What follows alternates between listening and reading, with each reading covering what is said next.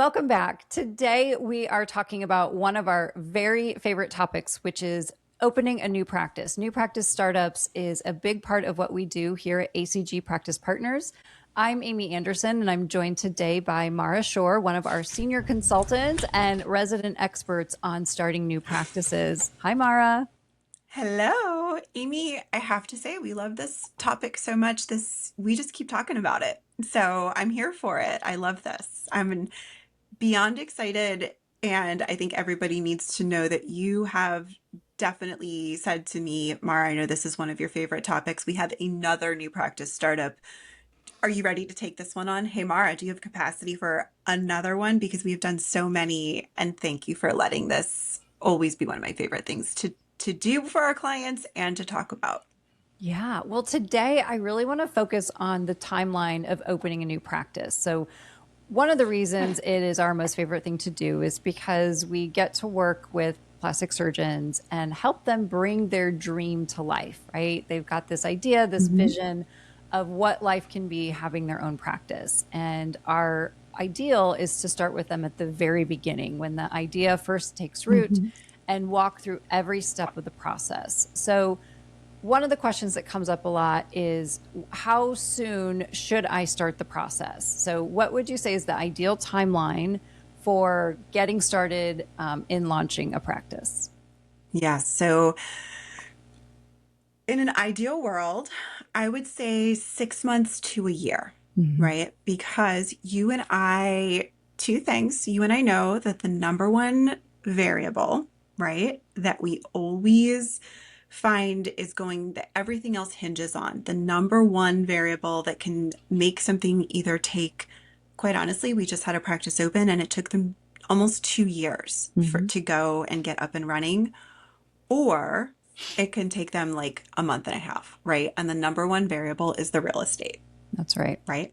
And it's whether it doesn't even matter to a certain degree if they're leasing or they're purchasing, but that one variable can make it so that it could take 6 months, it could take 3 months, or it could take a practice 1 to 2 years before they open. So I think the number one thing is to figure out where you want to be and to find your piece of real estate. Yeah, because finding it is step one, and that could take months or a year. And then once you find the location, negotiating the lease or purchase, I think that's a part that people very often underestimate. That could I easily agree. be 2, 3, 4 months of negotiations to get a And draft of the that's lease, right? and And then that's that's if what. it's not over the summer or over the holidays. Exactly. Exactly. Which then just elongates things. And Mhm. then we think we've got a good agreement and it gets handed off to the attorneys to do their portion. And we love our attorneys and we would never sign a lease without having it reviewed. Correct. And that can also take several weeks between each iteration. So that can turn Mhm. into several month process. And I think we're often finding surgeons who are surprised that what they thought would be a month or two of looking for spaces and signing a lease turned into 6 months before we've even actually started talking about the practice itself. I agree. And think about any of us that have gone and purchased or even leased, but purchased our own personal real estate, residential real estate. It could take you a year to find your dream home, Mhm. or you could find it in spot number two, right? Or the first place that you looked at. So that's the number one thing that I would say to go ahead and secure. But other things people can be thinking about a year ahead of time, quite honestly, think about what you want to name your entity and then also securing that entity. So make sure that you're securing your EIN number and think about what you can really what you're going to be, how you're going to be structuring and what you're going to be doing with that as well. Absolutely. That is such great advice. And so let's move past the real estate. We could do a whole episode on that, but let's say we've got the space underway. We've got maybe construction plans, renovations in progress.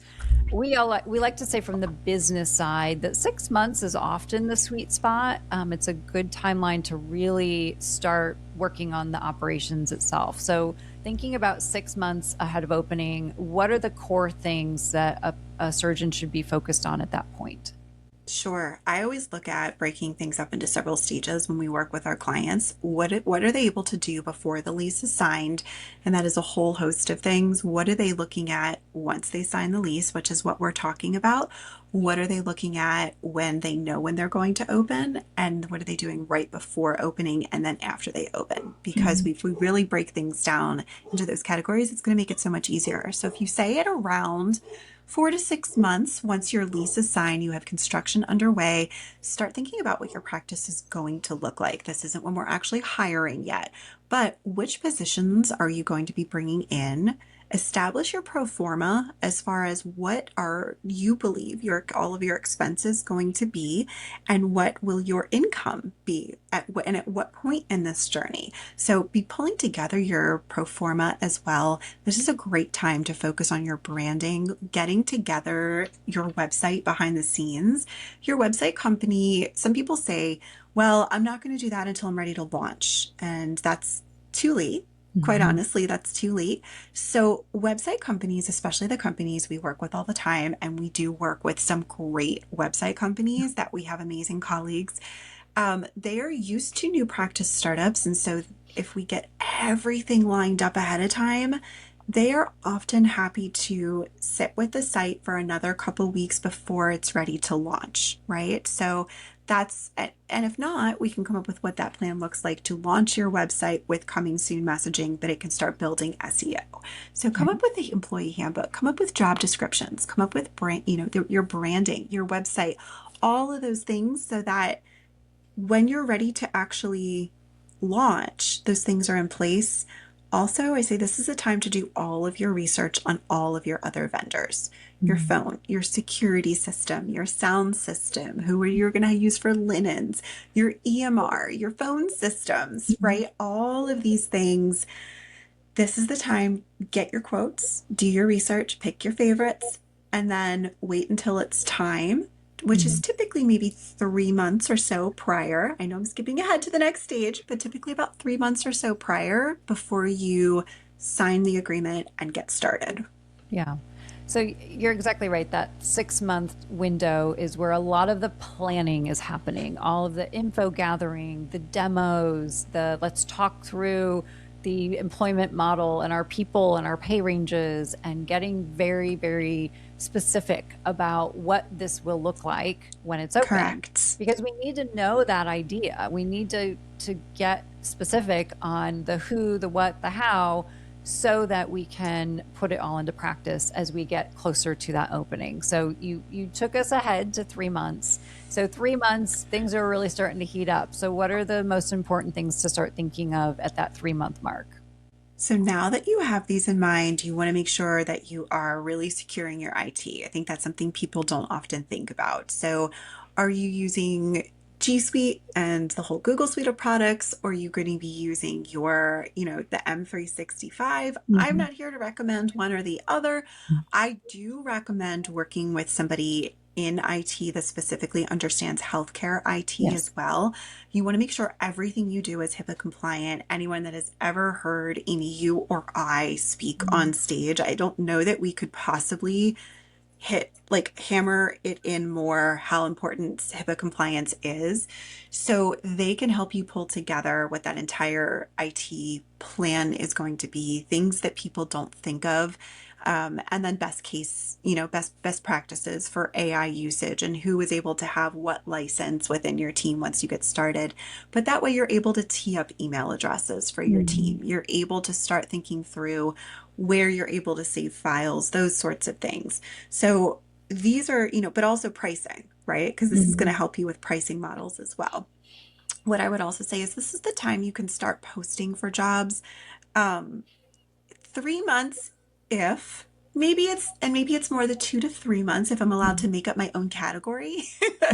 um, Once you know approximately when you're going to be opening, that is when we really want to start thinking when we are looking to hire Mhm. employees. And our team, Amy, as you very well know, our team does so much hiring for our clients. Right.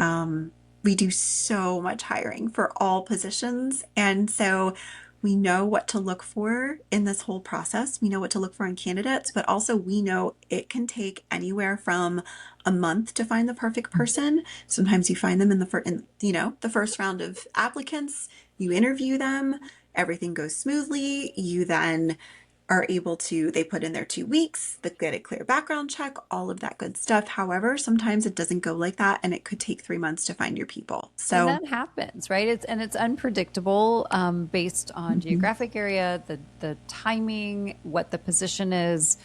It's difficult to predict. So I would always rather err on the side of starting early, and then keep in mind, if they're working, they likely need to give notice, which is a minimum of 2 weeks. But depending on mhm. the role, they might need to give 30 days. They might, if they're a provider, they might need to give 60 or 90 days notice. So it's one of those things. I would rather start early and just say we have an expected start date, in the future, than Mhm. be, too close to opening and not have the right people and feel like I need to settle for somebody who's not really the right fit, I but I need agree. somebody so I can open my doors.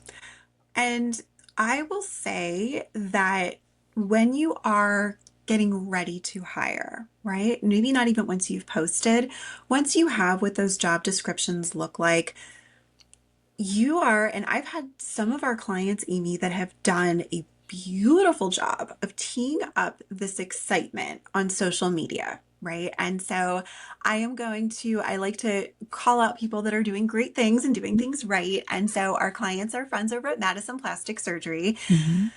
They did a beautiful job of keeping every one of their followers, keeping them updated along the way of, some behind the scenes with progress for the practice, right? Mhm. Construction updates, what they were doing. They would have team meetings and take a Zoom selfie. It was, this is what we're talking about. We're so excited. This is one of the doctors testing out the skincare line. I mean, they did a great job, but with that, they built a really, really great pool of candidates of people because they did have some of their doctors were based right there in the community. And they had this pool of people that said, when you're ready, I want to come work for you. Just Mm, let me know when it's time. They yeah, did not have to post for one position publicly. They that's were able to amazing. source their scrub tech, anesthesia, and their manager had said, I mean, they have a whole group of people that have come together and are so excited. So what we really did at that point was start keeping resumes on file. And even 6 months ahead of time, we kept resumes on file and said, when it's time, we're gonna call you. So by being present on social media and building that excitement, which is something you can be doing 3 to 6 months ahead of time, as long as you've maybe some doctors haven't given notice where they're currently employed. Right. If that is the case, you're not going to be doing that. Don't do But that. don't do that. Don't do that. But truly, once you're able to start promoting this, Mhm. talk about all of these things. People can relate more than you think, Right. right? Even to some of the mishaps and woes that come with construction, people can relate to construction woes sometimes as well. I'm not talking about something that we really want to keep behind the scenes, Right. but sometimes we're like, oh, cabinets, wrong cabinets delivered. Yeah. It Well, happens. it's that human side, which is what social media is all about. And we have found that the practices that are able to tease it and, it's coming soon, Mm-hmm. and just take followers along on that journey, they have more patients scheduled on day one because They people do. are eagerly anticipating this opening. It's a lot harder to start cold, with, not having any social media presence, not having really anything more than some stock images, and then Mm-hmm. hope to have a filled schedule in your first few weeks. It really does take I time to agree. grow. And by no means am I a social media expert, but what I will say I have seen is that the practices that really showcase whatever their brand and their personality is right from the start. So doing all of this in a way that showcases who you are, what your personality is really going to be a game changer too, because you're attracting your people. Mhm. And if you have humor that is a bit on the cheeky side, embrace it. If you are the one that's always polished and pulled together, embrace it. If you are the one that is like the warm, let me hug you all the time, doctor, embrace it. If you are the one that is just, we have one client that is just the most respectful, and oh, that Mm. is like part of his brand is respecting. not that we have other clients that aren't, but I'm saying like it is one of the key pillars. And we have one that is just like, I'm going to put it all out there. And sometimes life is a hot mess. And I'm going to show you that too. And I'm going to take you behind the scenes of a hot mess and Yeah. embrace whatever your brand is. Yeah, be authentic with it. So, one Mm-hmm. of the major things that goes into opening a practice is choosing an EMR. And, we're not going to get into the pros and cons and all the nuances, but what's the right timing for that and when to choose it and when should we start implementing a new EMR?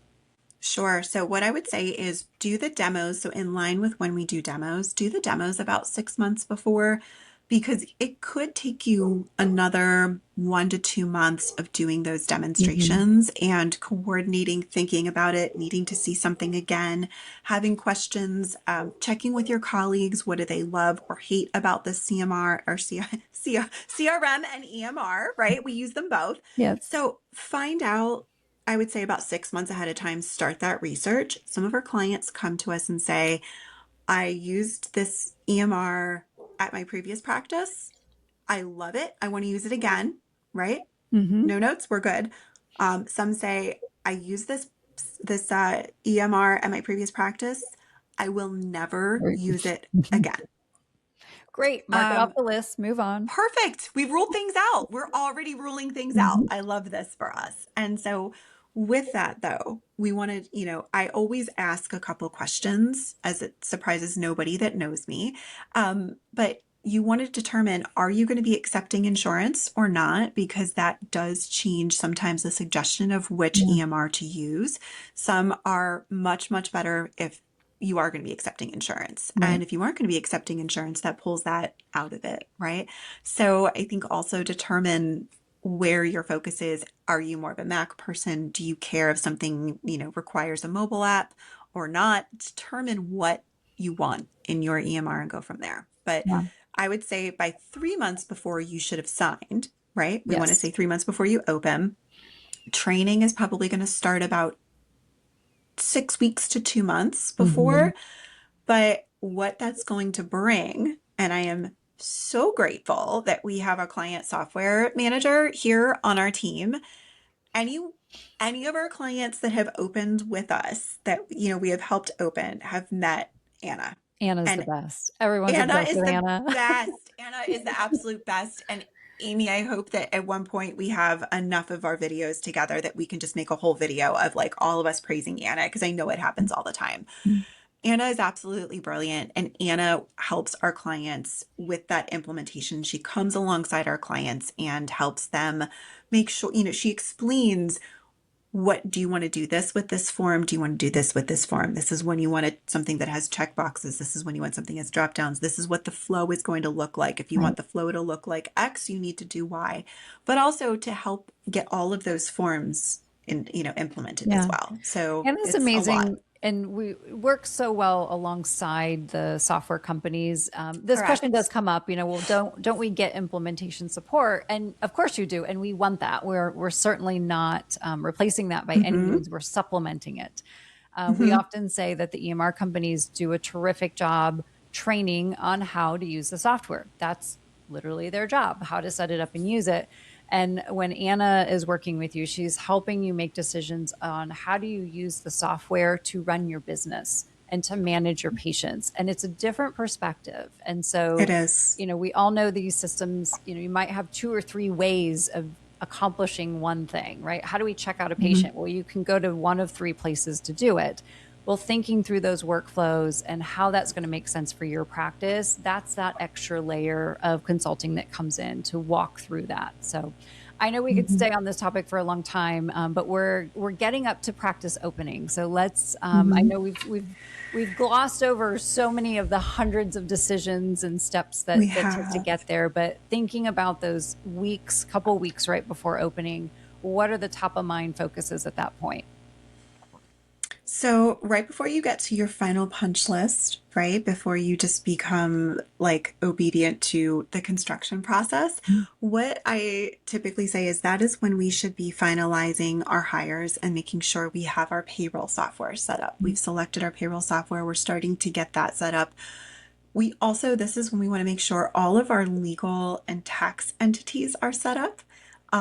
because there are many, and it honestly is different state to state. So you have some states that don't have sales tax, and so we take that into account. Others do have sales tax, and if you sell retail product, you're going to need special tax licensure there.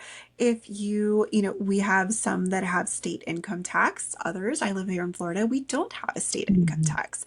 So which accounts, I can't tell you you need this, and it's like across the board in all 50 states, always true, but we work to determine which of these you need. And that way we want to make sure everything is open as well. At this point, we should be having all of our other, we start looking at all of the processes and protocols and Right. forms that are in place as well. This is when we start thinking of some of the small things for flow, right? Mhm. One of my biggest jokes that I tell all of our clients is we're never going to think of every single tiny item. And I always use the example of one day in the first week, one of your team members is going to go to throw something in the trash behind, and there's not going to be a trash can. And we're going to realize we need one more trash can. And when you are looking at hiring, you want the team member that says, sure, I'll go buy that trash can. I'll be right back. Right. Or let me get it here, Amazon next, it'll be here tomorrow morning, right? You Exactly. always want the team members that aren't afraid to go buy your trash can. And being okay with that too. So, but this is when we really want to start thinking about once we're actually be able to be in the space and we have our certificate of occupancy, we're able to start all being in the space, and we know which, what we're going to say when people actually call. Where are our leads routed to? Yeah. How are we going to be tracking our leads? And what are we going to be doing about that? What is the verbiage going to say? This is when Mhm. we really start training to run a practice, right? Mhm. As you get closer, you start training to run a practice. Also, if you haven't already, this is when you should be ordering all of the products That's right. that you probably got excited and wanted to order 6 months ago. And Amy, And we Mara, told you not Davina, to. Christy, Yes. Hang on. any of our team members is like, no, no, no, you don't want that sitting in your living room for 6 months. Like, do Right. not order your retail yet. Do not order your tox. Do not order your injectables and your fillers yet. This is when you want to be ordering everything, because this is your time. So that's typically what I Yeah. recommend too. It's all those final touches getting ready Mhm. for opening day. So it's such an exciting time, but we'd be remiss if we didn't emphasize that it is a lot of work and it is very time So much work. consuming. It is all worth it. I promise you that opening day, that those first few weeks, that feeling of like, this is my Hmm. space, my Yeah. practice, you're going to love it. But Hmm. you may have some sleepless nights getting you there. And that's okay. That's all part of this wonderful, beautiful journey of starting a new practice. And the thing I say about this is what an amazing engineer that I used to work with taught me. And he said, and we talk about this often, is that when building out a space, you can have it done on time, you can have it done on budget, or you can have it done correctly, and you get to pick two, right? And remembering that. And I will say, none of our clients don't want to, say, well, I'll sacrifice having it done correctly. So Nope, not an option. we then look at how are we going to flex? Are we going to flex Mhm. in time? Or are we going to flex in budget? Typically, it's not that we don't always do our best Yeah, to make it happen in all three, but just keep in mind that your plans are going to shift, and it's how you shift and pivot that is going to make all the difference. that's right.